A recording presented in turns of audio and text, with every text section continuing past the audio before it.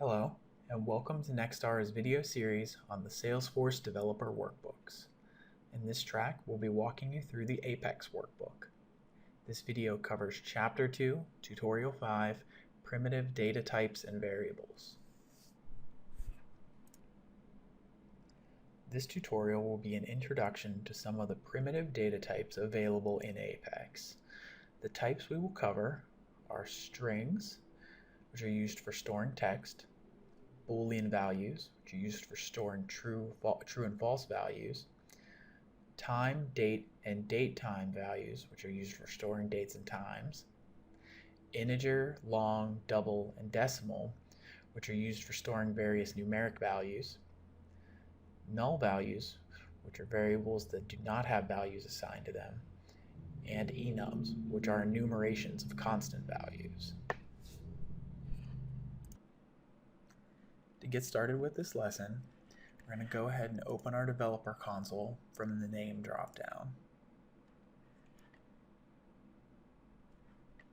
From the developer console, go to the debug menu and open Execute Anonymous window. Now we're going to start with some examples of strings. A string is a primitive data type used for storing text. They're represented by strings of characters encapsulated in single quotation marks. This example shows how to declare a string variable and assign it a value. In addition to directly assigning the values of strings, you can also take the values of other types and convert them to strings using the static method valueOf.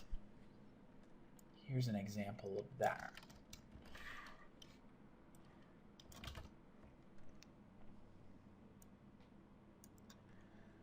So by saying date.today, we'll create a date variable containing today's date, and then by passing that to the static method of valueOf, that will take today's date, convert it to a string, and store it here. And we can go ahead and see that if we run it.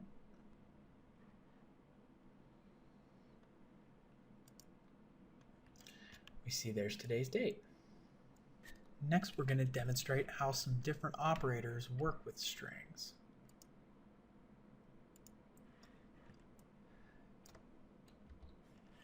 The addition operator works as a concatenator for one or more strings. So in this example, we're taking two strings and concatenating them with the plus operator. So if we execute this, we'll see that we get a single string as a result. Now the double equal and the not equal operators act as case-insensitive comparison. So I'm going to show you this example where we've got two strings, I am a string, x and y, and then we've got the third string, z, just says hello. And here's an example of these two comparisons. So we've got the double equal. This will compare these two, and that's case insensitive, so this should come back true. And then we've got not equal, so x and z. So this should also come back true because those are in fact not equal. Let's execute that. See what that looks like.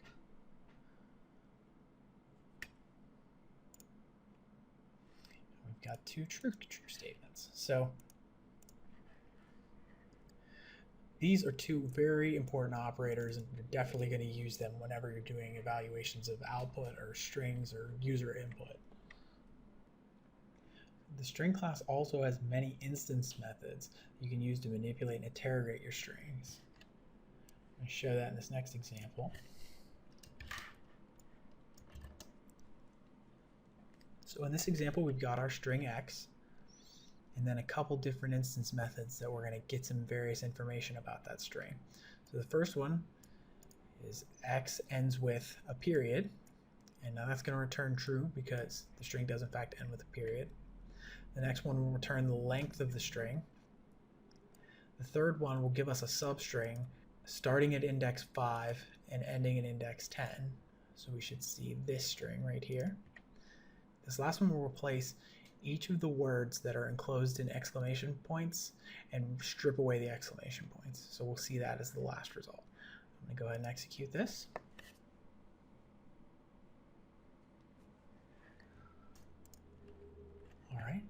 go ahead and pull up our command so we can look at this side by side. So we've got the first one, x ends with period, that returned true. And we've got the length, it's 27. And we've got the substring, which is shorn. And then we've got the last one, which successfully stripped away all the exclamation points from the string. So that's a light introduction to strings. We're going to move on to Boolean operators and conditionals. Boolean values and conditionals are very important in Apex and almost any programming language. They're going to be the mechanisms you use to make decisions and add conditional logic to your programs.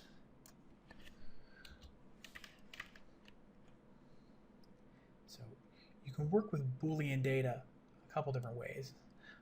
We're going to explicitly declare a Boolean value here, is leap year equals true.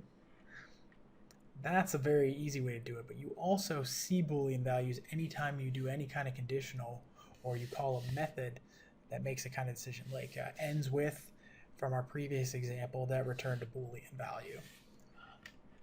Some important operators with Boolean are the exclamation point. Now what this will do is an exclamation point acts as a not. So if you use an exclamation point, true will return false and false will return true. The next one, this AND operation, an AND requires both sides of its expression to be true for it to return true. And then in contrast, the OR operation requires only one of them to be true to return true. So let me just go over it again. So the not operator will flip the value of any Boolean value. So true becomes false, false becomes true. Then an AND operator requires both sides of the expression to be true to return true. And the OR operator requires both sides to be false to return false. That's probably a better way of stating that. Now, one of the most common ways to use Boolean values is in if statements. Here's an example of an if statement. Gone back and said, is leap year equal to true? If it is, then it'll output it's a leap year. And if it's not, we'll say it's not a leap year. So naturally, I'm going to go ahead and execute this. And now we see it's a leap year, which is exactly what we expect. Now I want to note a couple things in this example. The first one being this slash right here. You'll notice in our output that slash doesn't exist. That's because this slash is an escape character. And what an escape character is a way to use reserved characters in Apex or in any programming language really without them being misinterpreted as something else. So like these are strings and they have a single quote at the beginning and the end. And if we didn't have this escape character here, Apex would assume that the string ends right here and another string starts here. But since we escape it, Apex knows, okay, hey, we want to just use the single quote character, not terminate the string. Also, this else section of this conditional is optional.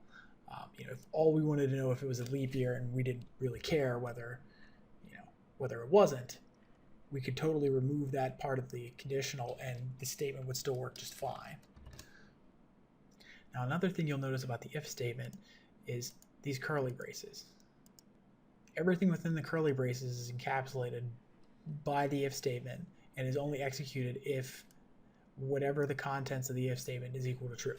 So we can add multiple lines in here and they would only be executed if is leap year is equal to true. So I have another example I can show you that will illustrate that.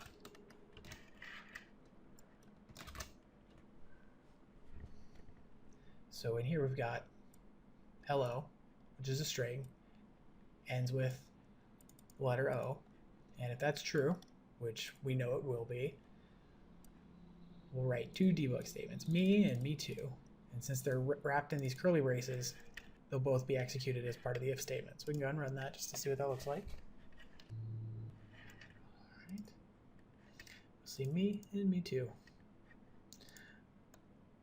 So that's the function of the curly braces. So you can write kind of big involved if statements. if you didn't want to include curly braces, they are optional if all you need to do is one operation. And here's an example of that. So if you have an if statement and you only have one thing to do if that's true, you can put it all on one line, like that. There's also a ternary conditional operator that acts as a shorthand for if then else statement. That looks like this. So this can be read as if x, a boolean, is equal to true, then the result y, otherwise z. Now a real world example of that would be something like this. So we've got is it equal to true. So in this little one-liner, we've got you are, and then in this little operator, we've got is it. So if this is true, great will be concatenated into this string. And if it's false, small will be concatenated in the string. So we can show what this will look like here. We've got you are great. Likewise, if we went back here and switch this to false, we would see you are small instead. Just like that. So that's a nice little shorthand for if then else statements. And that's kind of a basic introduction to conditionals and Boolean values. Next, we're going to talk about time and date time values. So when talking about dates and times in Apex, there are 3 different data types that are associated with them. There's the time data type that stores time, hours, minutes, seconds, and milliseconds. And there's the date data type that stores year, month, and day. And then there's the date time data type that stores both dates and times, all of which have their merits and their applicable instances. Now I'm going to show you an example of this.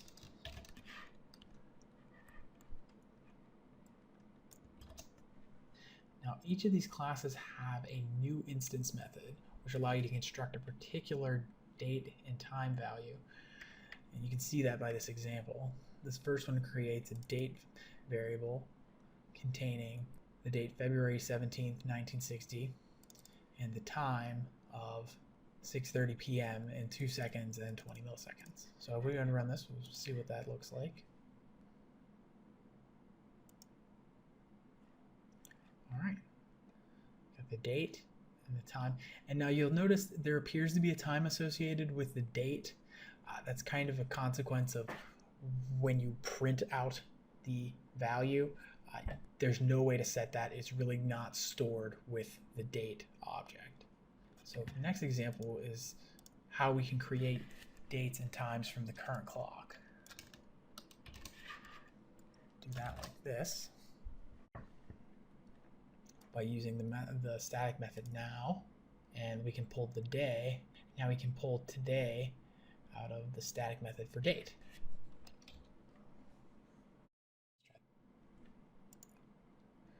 Now we see the full date and time, and then just the date for today. Since we cast that as a date, we lose the time. So that's an example of how to grab the current time and create date and time variables from the current clock. And now there's also instance methods that let you convert one data type to another. For example, you can take the current date and time and then call the time method, which will extract just the time, and then we can save that as its own variable. That can be useful depending on what information you're trying to get. Lastly, you can also use a whole array of instance methods to manipulate and interrogate these values in lots of useful ways. So just a couple examples would be, so naturally, like in our previous example, we've got date.today, that'll get today. Then you can take this myToday variable and add 30 days. So then we'll know what the date will be 30 days from now.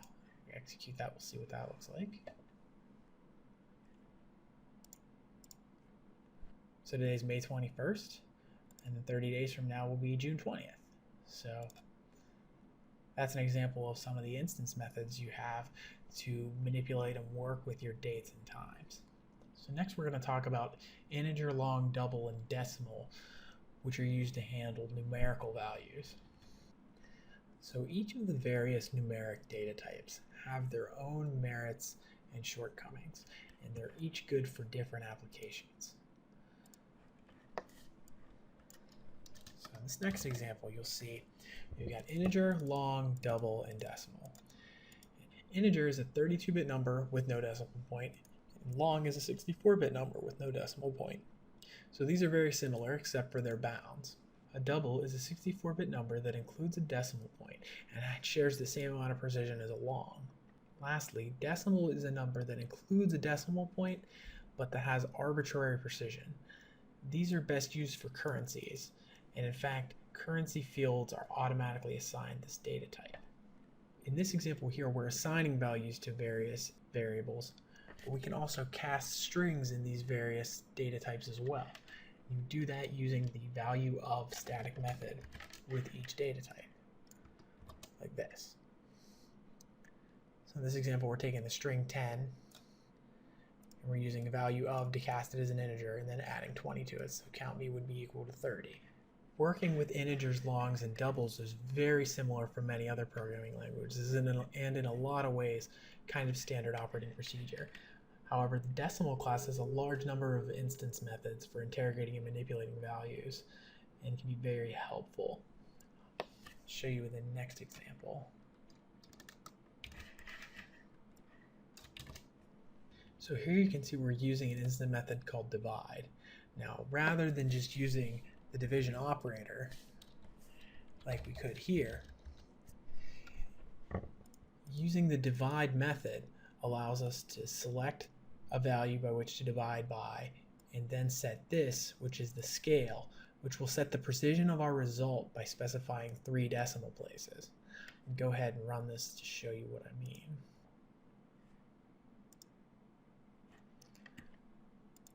So if you look at our example, we've got 19.23, which has 2 decimal places. We divide by 100 and set the result decimal places to be 3. Now we've got a result of 0.192. And that's just one of the advantages of using the decimal data type. Next, we're going to talk briefly about null variables. So the idea of a null variable simply means a variable that is not set to any given value.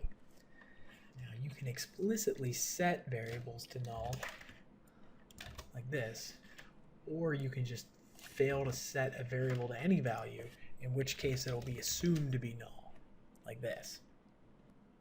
Now you can assign the null value to any variable of a primitive data type.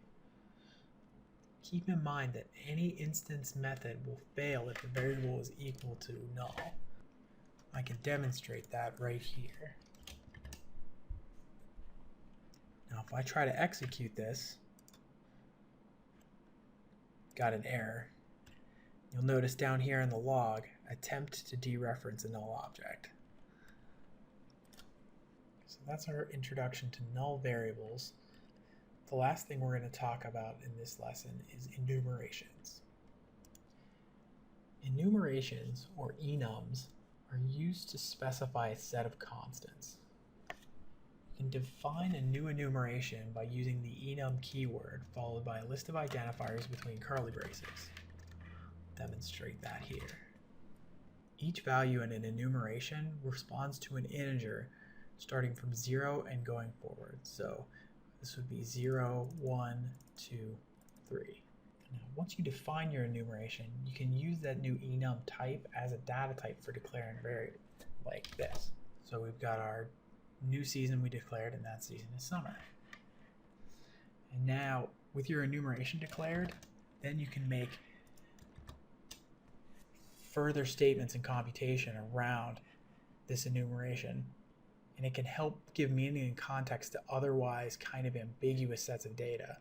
So this is obviously easier to read than 0, 1, 2, and 3. Now, we've got this set, s is equal to summer, and if s is equal to summer, then we're going to go ahead and print s.